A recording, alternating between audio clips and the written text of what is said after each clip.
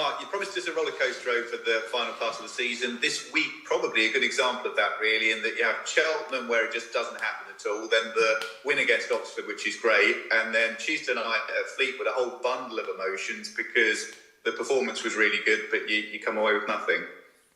Yeah, I mean, I don't want to say I'm going to promise that. I just promise that it will happen. I hope it's just a really upward trajectory and everything goes really well. But I think the reality of our situation is it won't be like that, and that's how it's played out a little bit this week so far. We've got to go to Exeter on Saturday and find the level we found on Tuesday, because our performance was really good. I think anyone who was at the game or watched the game can go home clearly disappointed, but actually when you wake up the next morning and you realise you were as good as you were, you had as many chances as you were, you got to back yourself that if you find that level consistently, that will lead to results. You know, no question. So I think for all of us, that's the aim over the next few weeks, and the aim for the weekend is to find that level again, because I thought our performance level was very, very good. And I said at full time, and I stick by it now, I think if we'd have got a 0-0 draw out of that game, we'd have been a bit disappointed that it was opportunity missed. It was almost a bit of shock when the full-time whistle blew that we hadn't taken anything from the game, but certainly proud of the level that we found and encouraging everybody to find that again. Is there any way of taking confidence from that performance, or is football brutal in the sense of basically if you don't have the points on the board at the end of the game, it's hard to take that confidence and momentum?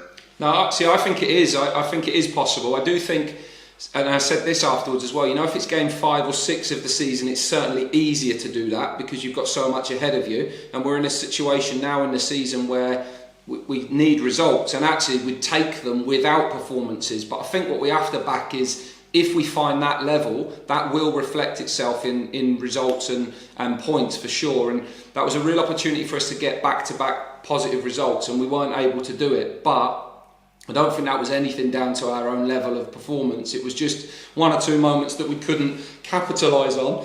I thought we looked a really good team throughout the game, with and without the ball, in the different phases of how the game swung from one way to the other. And it's certainly something that we now need to just knuckle down on to find as much consistency as we can to that, because I do think, you know, the mindset and the mood of everybody today compared to a week ago would be completely different. And so what we have to make sure is that we find a level that people can look at and think, yeah, this is a team really fighting for something, but also not just that, playing for it as well. I thought we were good, and it's up to us now to do that again and do that in the remaining 14 games.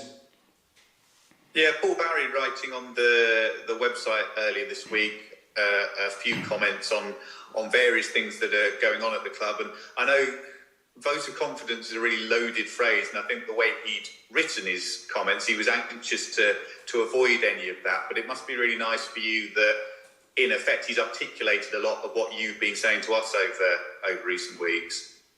Yeah, no, I think that's fair. I think the vote of confidence gets construed in different ways, and I didn't really see it like that at all. I think it's just in line with everything we've always said, that there's a big picture of what we're trying to do. Part of that is on the pitch.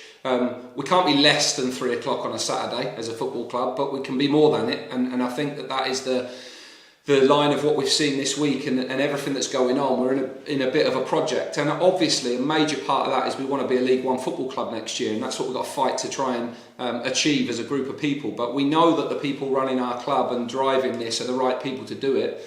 We've always thought that, and I think that the timing of the owner's statement is really important, just to settle everybody down and give everybody a real focus that this is what we're trying to achieve, this is where we are at the moment, and this is where we want to head, and these are the people that we want driving it. I think there is a team of people running the club at the moment that are the right people, and I think it's a good reminder to everybody that that's where we find ourselves. And the way in which we give ourselves the best chance this season is by going together and hitting this last third of the season in the same vein that we have the last 7 days so far.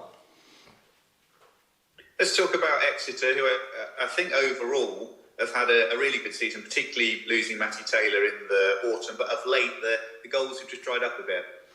Yeah, obviously they've had a few issues in terms of player availability, which has probably hit them a little bit in the goal scoring area of the pitch. Clearly we hope that continues this weekend and we can make ourselves a really tough team to score against. I think defensively they've had a good record. And they've had we played them a lot, didn't we, in the promotion season with FA Cup games and things as well. And over the last few years, our stories have sort of run parallel to each other. And in many ways, they're a club that we like to aspire to be. You know, they're moving into a new training ground this week, something that we're probably 6 months behind on that process with those in terms of their timings. But they've got lots of things to like as a football club. I think that the longevity of Matt Taylor in the job was important. That came off the back of the longevity of Paul Tisdale, and that's how you build something that lasts. And that the fact that when someone who's been in position a long time goes, but the work continues, that's the sign that there is a culture and something that's been built, and that legacy is obviously really important to everybody there. And now it's Gary's job to carry that on with them, and I think he's come in and made a really good start to that. I think that the way in which they're playing is slightly different to maybe how they were, and they're finding a new way of doing things, but much like ourselves last season, they've got real good momentum off the back of a promotion. I think they've been really happy with their season so far, and to be aiming to be a mid-table team in their first season in the league, I'm sure they'll be delighted with. And we have to be really aware of the home record that they've got, and really aware of the quality in the teams that they've got. But also, from our point of view at the minute, the focus has been on us delivering the level that we have in the last couple of games, and we mustn't move away from that, because whilst it will look different to the Fleetwood game, different to the Oxford game, the bare minerals of the game plan and the game things we need to contribute will be exactly the same, and we've got to go there and go and deliver a performance that gets a result. With the team news, is there any further update on George Thomas? No, we actually got sent the scan results today, a report, but it was for somebody else's scan, so there was a mix-up there from the hospital. So we should hear today his report on his ankle and know where he is. But the players are a little bit later today, so we haven't really seen anybody. I mean, we were 5 a.m. pretty much on Wednesday morning, so we've given everybody yesterday off and a little bit longer this morning, and we'll see everybody and see where he is. Steve Seddon's back in London today with the specialist to have some pins removed from his jaw, and that should be the final sign-off for him to return to real contact and being available for us. If not this weekend, then certainly next week. And everybody else came through the game okay. There were one or two that got knocked about a little bit, but we're sure those will settle down. And then Harvey Nibbs is obviously probably the next in line to return a couple of weeks' time. Other than that, we are where we are. Let's talk about the FA Youth Cup this evening. Obviously, really exciting for the players involved, but really exciting for the club as a whole to have so many fans going. It should be a really good night. Yeah, I can't wait. I mean, it's going to be a brilliant occasion. I think, firstly, regardless of the outcome, the fact that we're playing in the quarterfinals of the FA Youth Cup as a Cat 3 academy just shows the mindset of the club that we can achieve anything and compete with everyone and beat anyone. It's something we've tried to really instill in the club in the last few years, and I think we have, and we're seeing that play out in that competition. So brilliant experience for players and staff and the academy and everyone that's involved. A real inspirational night for any young players in the academy that can see that as the pathway that they might be able to take. And I think the real sign of, one, the importance of your academy, but two, the togetherness of the club and the growth of the club, that we're taking to that game a number of people that wasn't even our home attendance not so long ago. So I think the fact that, and Paul alluded to this in his statement, 3,000 fans there, 6,000 home fans last weekend when we're on the run that we are. There's some serious growth going on in our football club, and we should be really proud of that. And I, amongst everybody else that's there watching that game tonight, will be really proud of the young players and the staff in the academy and of the football club as a whole. But it's a great occasion, really looking forward to it. And hope everyone really enjoys the evening, and if it can be a successful night, then great in terms of the result. But I think in the end, whatever happens, you sign tonight off as a real success for our football club and one to look forward to and enjoy. Yeah, with this sort of game for the senior side, you talk about dealing with the occasion. For the FA Youth Cup, even more the case, I suppose, in that even playing the games at the Abbey, that's a big element of what this competition is all about, and having the crowds there. To suddenly be at the Emirates, how you deal with that, it's going to be an interesting factor. I think so, yeah. I mean, one of the things we always try to put in throughout the academy, and Dom and Jimmy and Pete, and those are better placed to speak about that now than me, but we try to put lots of experience in of tournament football, of travelling abroad, of playing against supporters, of playing games in the stadium.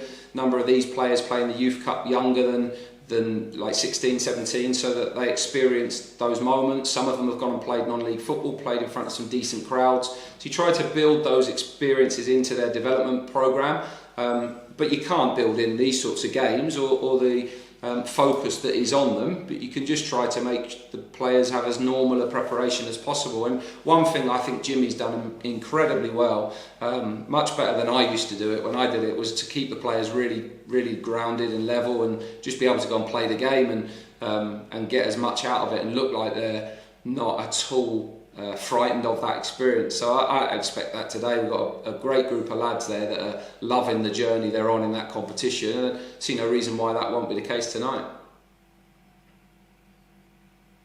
Cool, that's great for me. Mark, on the injury front, is Shiloh Tracy available for this weekend? Hopefully he'll be out with us this morning. Good point. So we're hoping that if he can train with us today and then recover okay from that, we're hopeful that he could be involved at the weekend, but it will really depend on how he gets on Thursday, Friday on the grass. So he is one that we are looking to add to the squad. He's really important for us to have that attacking intent, to be able to change the game and influence our attacking play. I think it will be a big one for us. So fingers crossed in the next couple of days he comes through that okay and he's on the train to Exeter tomorrow, but we'll see where we are over the next 48 hours. And when you were speaking about him having to adapt to a new position, I forgot to ask you at the time, what position were you specifically referring to? I realised it could be a number. Yeah, no, fair. It could be a number of positions. I think he could play as a wing back in a team that's chasing a game where you need to be a bit more expansive and maybe a bit more lopsided in your attacking play. But he's played as a striker. You know, back at Macclesfield, he played with Joe Ironside up front a number of times. I remember watching in the times when we were thinking about them too as potential players for us.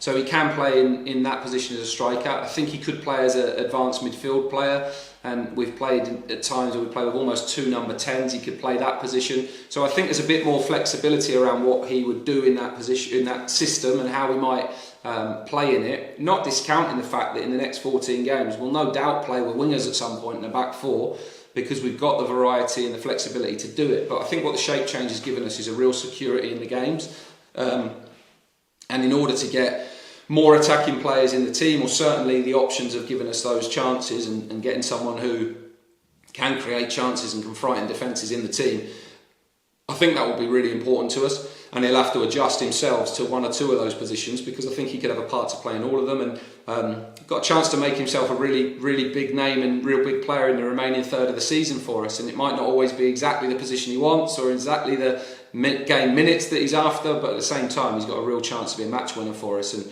we need the best of him to do that. Why has Greg Taylor not been in the squad recently? Greg's injured at the moment. He felt his hamstring in a training session a couple of weeks ago.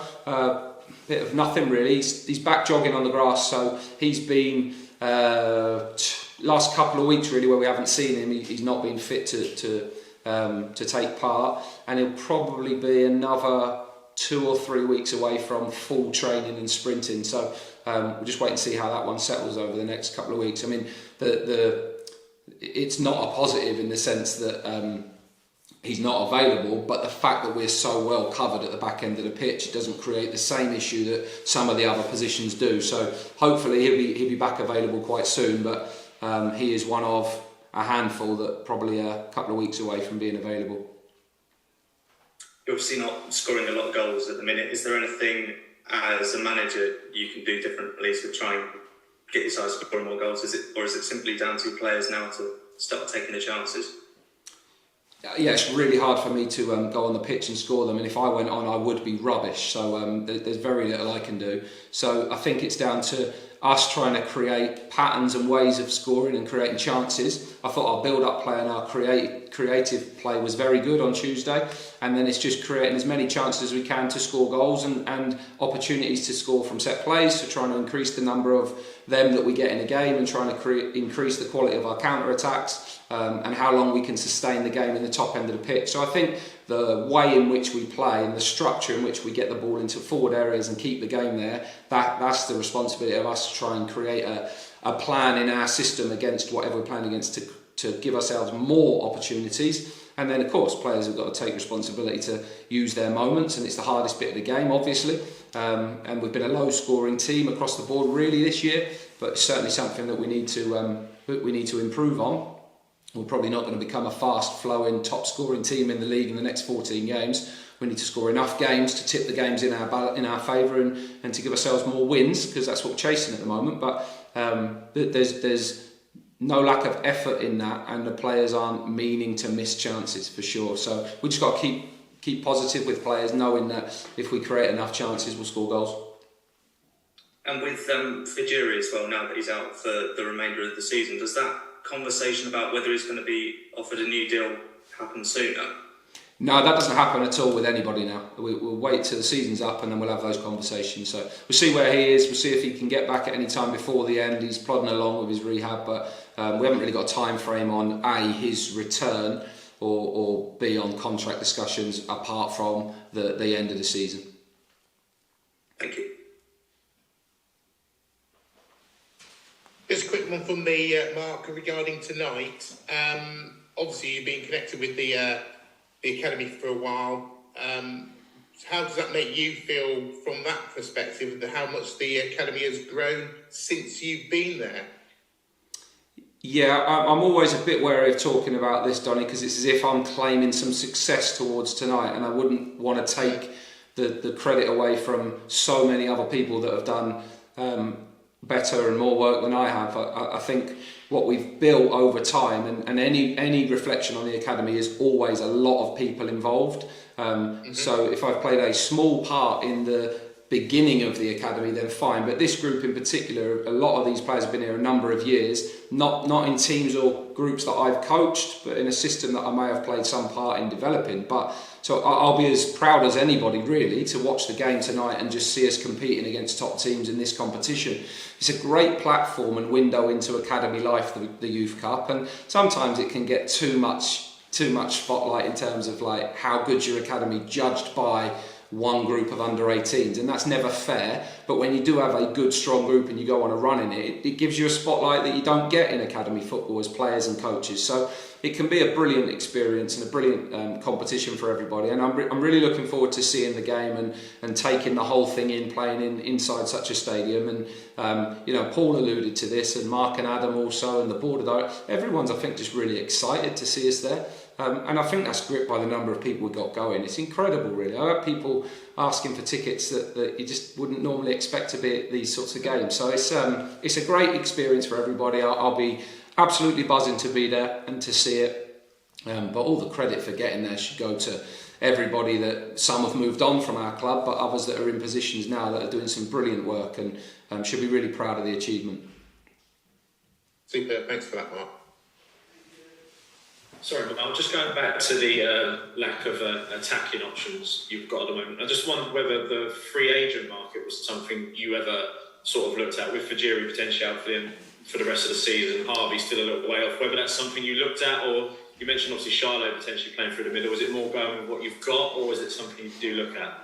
No, it is something we look at. We know the deadlines for when we need to sign players. I think it's something that we constantly discuss, and I think in the end you have to make the decision on, right, what players are available, and will we just be signing a player just to say we've got another forward player? But the reality is the situation that you sign players at this point, they've probably not played for a long time, and therefore working with them to try and get them fit is tough. The risk of injury goes up, and we sort of can't really afford too many more of those. And I think across the board, we have a bench the other night, and certainly there's a few players that need some minutes to build themselves up, and we could use some of our games to do that. In an ideal world, you would, but this isn't pre-season. If you're in a game, you don't want to be putting someone on the pitch that physically isn't quite there yet. But it's catch-22, because if you don't get them on, how do they get there? That's the thing that we're constantly balancing, and I think the same relies on and relates to if we were to look to sign somebody else in the squad. We certainly wouldn't discount it if we thought that there was someone who was fit and ready to come in, and we're always looking for those ones at the moment. But at the same time, I don't think we just want to add another player that can just maybe do something for us but isn't quite ready to do it. So we're wrestling with that at the moment, being fair, and something that we may consider and may look into a little bit more. Myself and Ben are speaking about the options all the time on that. So I wouldn't say it's a no-go, but I would say there's nothing close or jumping out at the minute as a realistic option that can come and make a big impact.